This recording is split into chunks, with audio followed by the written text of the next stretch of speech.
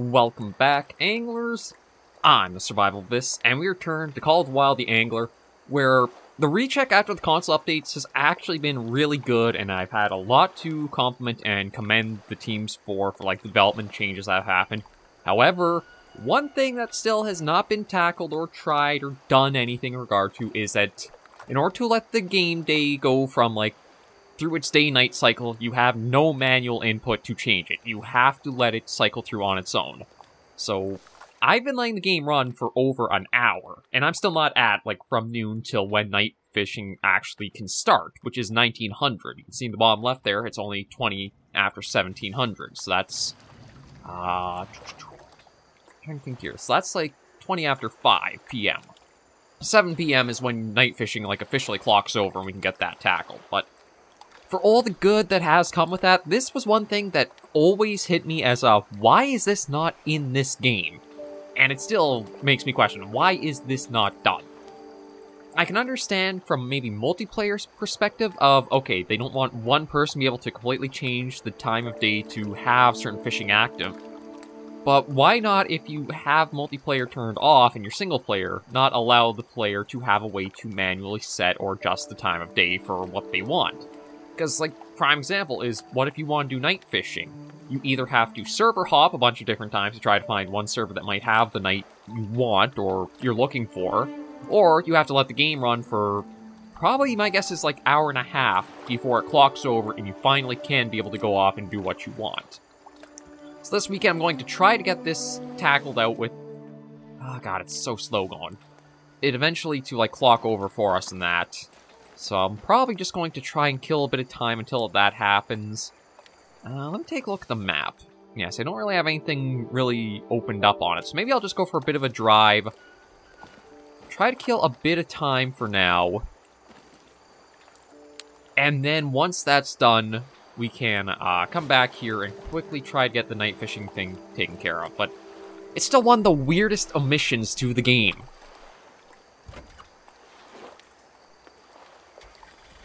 But yeah, let's just go for a little bit of a drive. We'll try to find a nice spot to do just some random fishing with as well.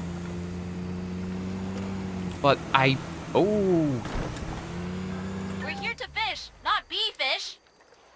Yeah, I accidentally went off the, I didn't think I'd actually be able to go off of the bridge there, but I guess we were able to. Well, let me just exit for a moment and see what... hot springs, yada yada. Okay, I don't really see anything else here. But yeah, I'm just going to go find a little spot. We'll do some fishing just to kill some time until hopefully it rolls over. I'm hoping that is going to be one big thing that is coming in the future is you can change the time of day. Because with having certain species that are exclusive to night, it is one of those strange things where it's like, it feels like the player's kind of punished a bit for not being able to change or adjust that. I saw something around here I think it was wanting me to report in on, but now I don't actually see that.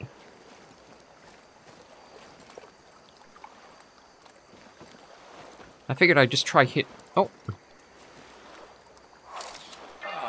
Well then. No, Bigfoot. Looks like Mr. Bigfoot's back in the park. If you can find me any more, I'll put it in the visitor center next to the pond music and the fairy parties. Yeah, that's another weird thing you could find as like a little partial collectible, just like little thing out and about as you're going around. Was Bigfoot tracks.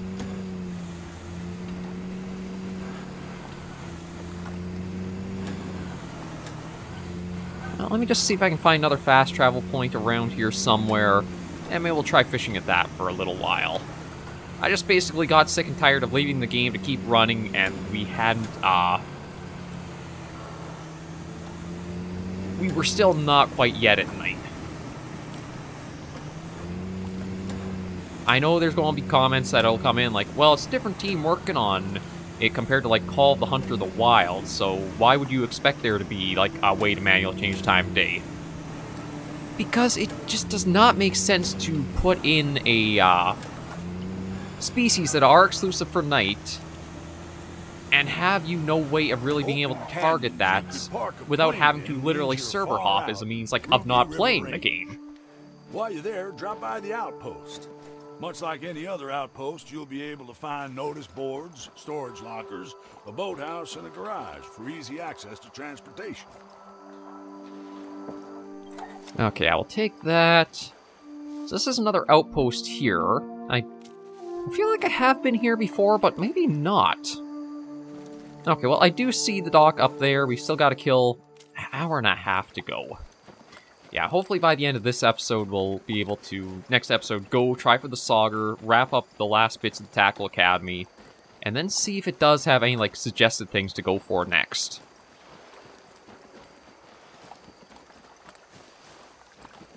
We'll just go to the docks here and try seeing what we can catch or cast out for.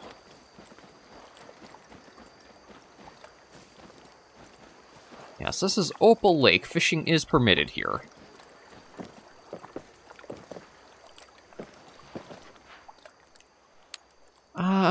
Yeah, we'll go for the Maiden.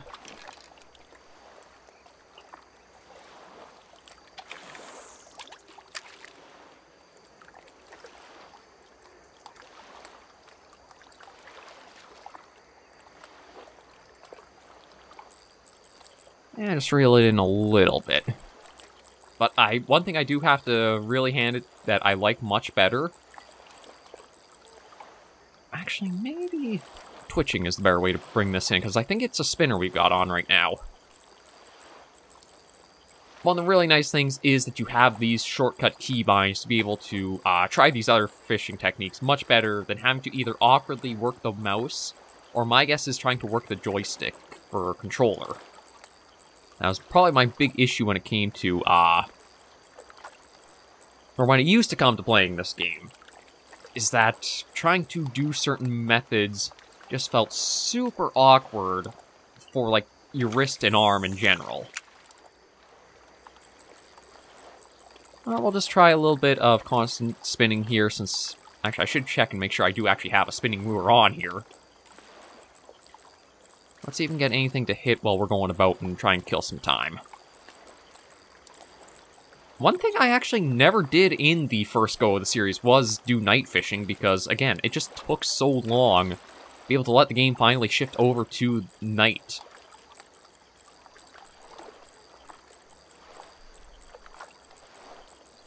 Okay, let me... Okay, yeah, so that is a spinner on there.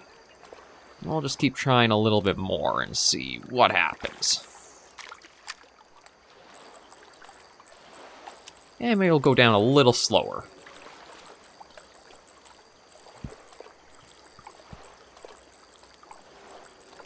Because where I got stopped before, I think it was going after the mountain whitefish. I had a heck of a time trying in the previous series, trying to get one in the area it sent you out to try fishing at.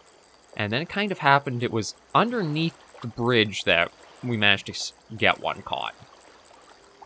Then I don't think I focused on any other night species, or there were any, like, specific species introduction tutorials that were nocturnal species. So it didn't really come up too much outside of, like, a main mission or that. Which, I still feel like server hopping is just kind of like a cheap way of trying to get out of the mechanic to say, like, have that as a thing. I don't know, how do you guys feel about that? I know it's not much, but I still feel like it's a little weird that that would be your reliance on if you wanted to try night fishing. That's your better option. Because if you don't have the hour and a half, actually, I think it's longer than an hour and a half now, because we're getting pretty close to that. And again, we still aren't quite at night yet for the game. But yeah, I'd like to know what your guys' comments are. If you feel like the game's... I do feel like it has rounded out a bit more. It's done some things a bit better for, like, some of the early stuff, like having these extra ways of trying these other fishing techniques earlier helps a lot. But if there's anything else you're thinking that's missing or could be changed or added or tweaked, it'd be good to get feedback in the comments for it, too. I know my problem with the angler never came super much into the early game, or the early stages, aside from, again, the night fishing aspect. My issue became once you would get, like, later into the game, you would have yourself through the shop. Because it was kind of open for, like, what gear you could get, it felt like there wasn't really a kind of, like, level up curve, so that way you could go along and keep seeing what your end goal would be. You could just get yourself super good gear, and then not have anything really as an issue.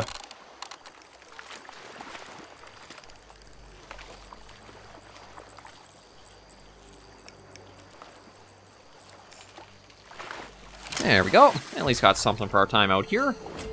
Oh, actually a silver largemouth. Yeah, we'll release that. God, we still look like a weird gremlin person.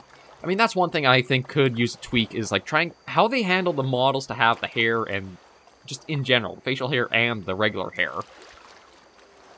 There weren't that many options when it came to, I think, character customization.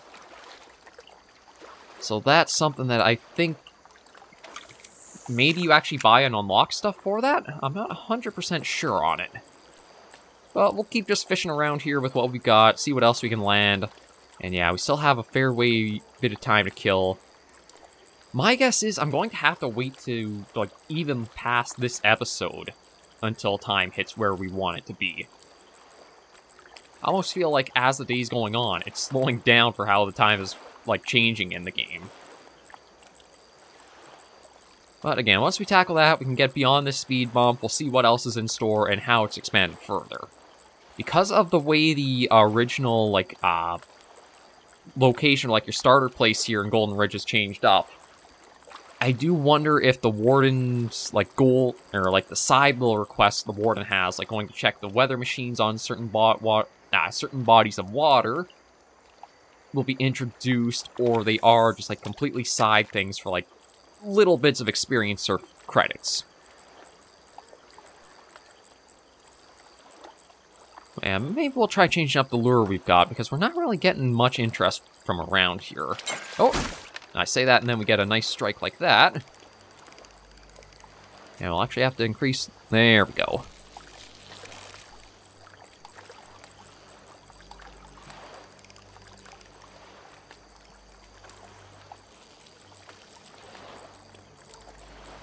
Let's see if we can get you in.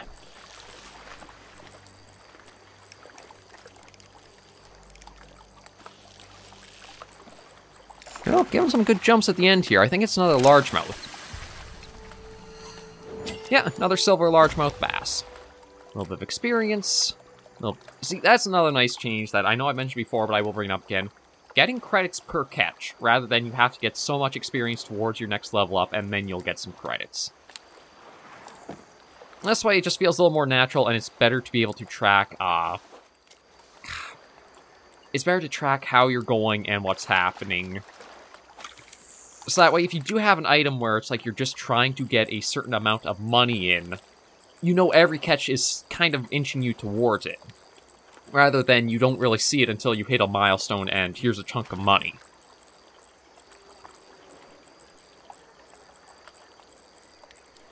We'll keep going, keep seeing what else we can catch. I might try changing up the lure just so we can try to get other species from around here. Seems like the only thing we're getting with the spinning lure is, largemouth bass.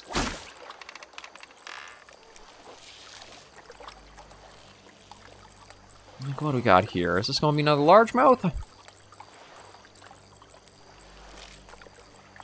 Oh, no, maybe a pike? It looked like it was a slender little thing. Yeah, northern pike. Actually, a little bronze one. Although that is one thing, I do feel like certain fish species maybe... I mean, I will have to play quite a bit more to see if the behavior is, like, specific or not. But one thing about northern pike, and it's from my own experience with fishing, is that they are ones that will fight super hard and then kind of like really tire themselves out and then fight super hard again. You almost get these bursts of a lot of energy from them. They're not something where there's like, nope, where they're really passive or that on the line if you do have one hooked.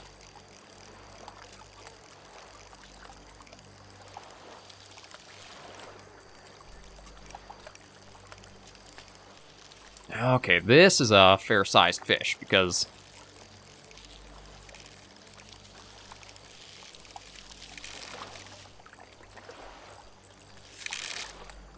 yeah, I don't know what species this is, because it's still managing to pull out line on us.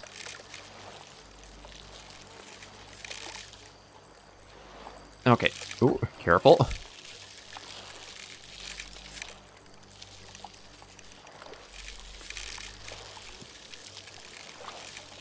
Yeah, this is something... oh, I don't know if I'll actually be able to get this in. Yeah, I figured that was coming. That's probably one of our biggest fights yet. I don't think there was much I could have done just because, like, how much tension it kept going on there. Like, we got up to 75% drag, and it was still taking the line out. So that's a sign that we had something a lot bigger than we could handle on there. What it was, I don't exactly know. But we'll see if we can hopefully get things that I can handle with our current gear. But in some ways, it's nice to get catches like that, because it kind of incentivizes you to, okay, if I can get better gear, I want to come back here and see if I can catch whatever that enormous thing was, or try to do better with landing whatever that fish might have been. One of the problems is, if you have that happening too regularly, because that was one of my issues when it came to Troll Spirit, is that DLC, you could go into that, and as much as your beginner gear would land you certain fish, there were other species where right off, like where you spawn in on, you would have it so that way... oh, this is just like a little pike, I think. Let's see. Oh, no, actually, that's a walleye. Okay. That's a nice little catch. That's another fish that I've caught in my real-life fishing. But on Troll Spirit, again, you spawn in, as much as you would get gear that would be able to hook and land you, like, beginner stuff, you'd also get some big fish. I'm trying to remember what they were. I think they were Atlantic... I don't know if it's... I want to say Atlantic salmon might have been the species. But you would get some really big things that could easily snap your line, and you would hook them pretty frequently at times. So I don't know if things like that have been a little adjusted on that map. I don't know if we will get there or not. I just want to see first how Golden Ridge goes, like past the tutorial stuff, into our free fishing, and just see how that all plays out.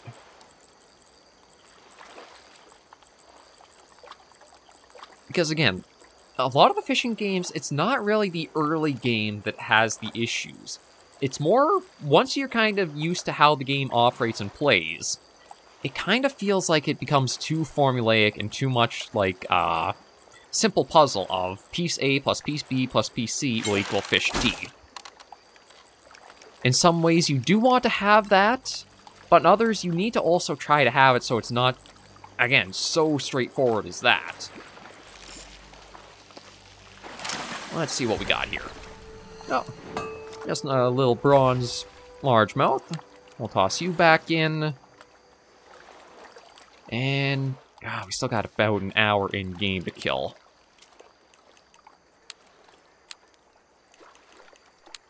Okay, so let's see. Maybe we'll... you know what, we'll try the frog out, see how that works here for us. Because I don't think I ever actually, like, used the frog because of the way you had to use the Twitch style. Oh, no, not that. There we go. Yeah, we'll reduce the speed we're bringing it in and just see if anything strikes this. But this opens up a lot of lure types that I wasn't using before. Like, with how easy jigging and twitching are to do now, I'll definitely be trying them out for a lot more of the species that we have we'll be going after.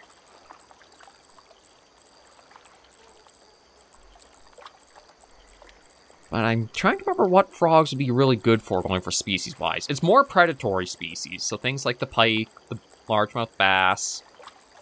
I'm trying to think of any others that are like more aggressive species of fish that we might be able to get in with it.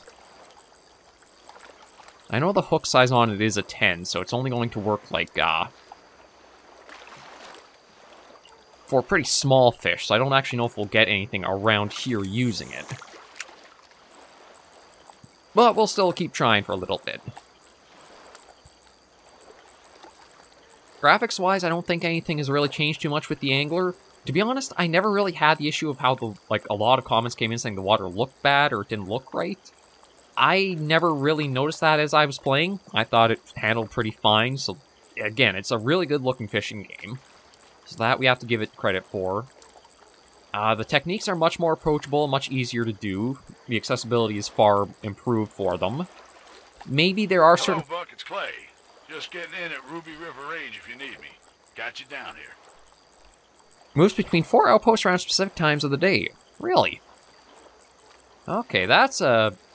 I mean, actually, it could have been an old feature of the game, and I just didn't realize it. Apparently, the Warden is here. For whatever, I don't know. Actually, you know what? Let me check in with him. Oh. Now, I want to... No, I'm trying to remember. How do I put this away? There we go. Now, let me go and check in with the Warden if there's anything actually to go over or talk about with them, because I don't think I ever actually did that with Return to the series and actually just stopping in to say hello. It was never one of the objectives to go to, I believe. Or was it? Okay, there might have been hello, check-in, hi, this is who I am, but nothing's that it used to be where it's like, Yeah, there we go. Okay, so he's supposedly just up this way a bit more. And then we've got a mission board right here. Yeah, we won't tackle that for a little while. I thought maybe he'd be, like, right around here. Oh. X to talk to nothing, apparently. Unless... Oh, maybe he's on his way over. That's probably what the message was. I'm on my way over. I'll be there shortly. Yeah, okay, so again, because I never actually got to do night fishing on the previous series, this could have been something that was in the game at the time. Oh. Oh, here's a little something to grab. Washington Quarter. So we'll just wait out a little bit longer and see. Let the episode go on for a little bit more. But I am probably going to have to let the game play out a little bit between episodes just in order to actually let it hit night. Like, at least an hour and a half has to be given. It almost seems like you need to give 2 hours before you'll get from an initial launch up to night actually clicking in. It takes 2 hours of in-game, or 2 hours real life. So that's a fair bit of time you gotta kill. Again, I know it's one of the features that I think has come up in the comments and discussions a lot when it comes to the game. I'm hoping there's something that can be done if they do want to make it so that way... Okay, during multiplayer, they don't want to give the server host or that much power to kind of, like, cause other people to lose out on the fishing or that. Then maybe try to make it so it is, like, a single-player-only thing. Or as long as your multiplayer is disabled, then you can do that. We'll just have to see. Focus... Right now, my guess might be as focus as any polish or issues that are with the latest DLC that released.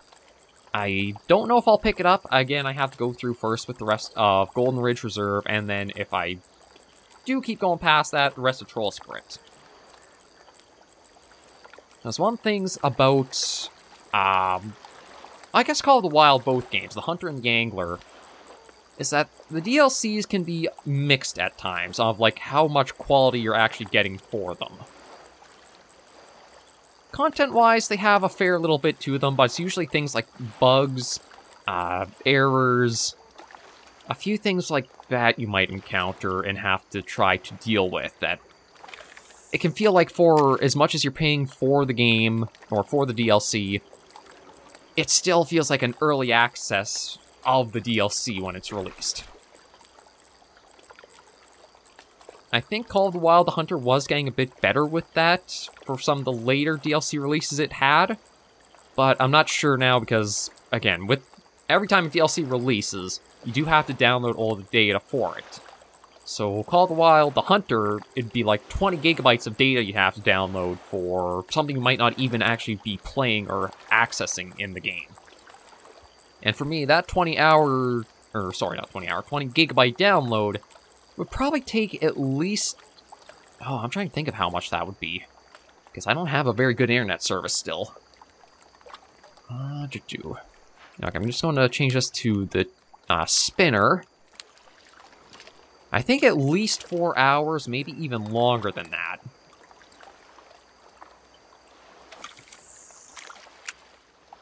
No, I don't want to do that. We'll just go slow and spin regularly. Yeah, just constant retrieval. So yeah, that was one of my issues with Call of Wild the Hunter, was there'd be so many of these DLCs and updates and stuff that would come along, and they'd all be fairly large in sizing. It wasn't like, oh, it's a few megabytes of data, but then it patches more.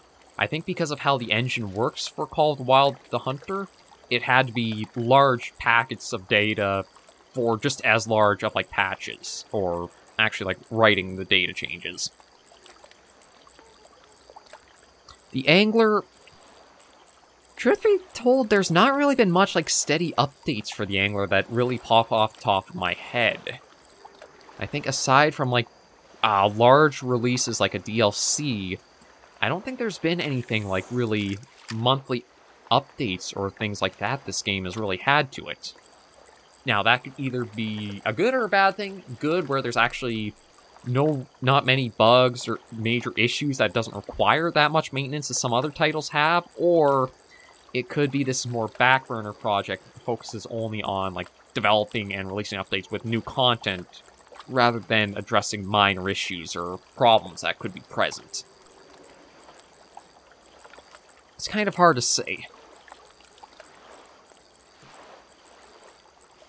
But again, that's one of the reasons why this relook is a good thing, in order to come back, check out the good, the bad, all of the surroundings, and get a better idea of it. Because it, again, really feels like the first release on PC was almost like a beta build to prepare for a console release.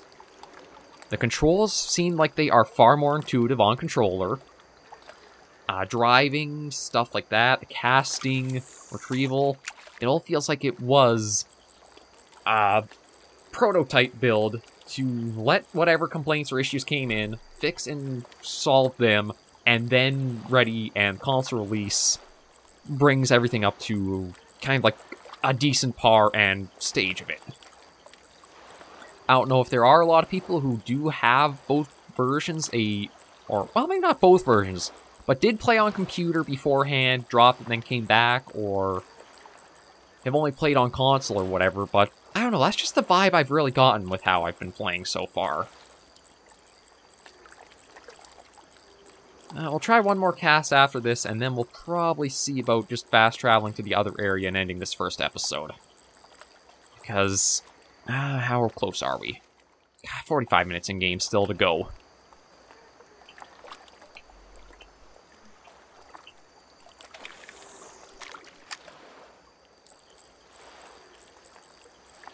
Okay, we'll see if we get any luck casting here. Maybe we're casting too far out into the depths.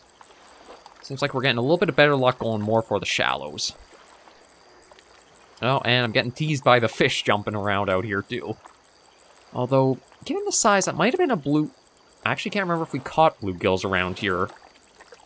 But just the size of it, kind of like a almost disc shape, made me think of bluegill. And our hook size is probably too large for trying to catch them. Because I don't think bluegill are a very large game species. I don't actually know if you can catch them up in any waters in Canada. I'm trying to think. I can't remember if they were one of, like, an invasive species that just, like, got established in North America, or they've always been in, like, some areas. But yeah, I know, at least up where I've gone fishing, bluegill isn't one of the species that you could really go for and catch. And this will be our last cast, just see if we do get anything in on it.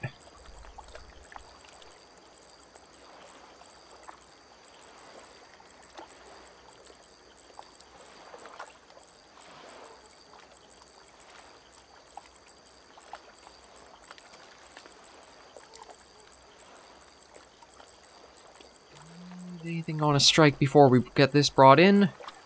Or is this just going to be a pretty quiet end? Yeah, it seems like it's going to be pretty quiet. Doesn't seem like anything's around the area to try striking at it.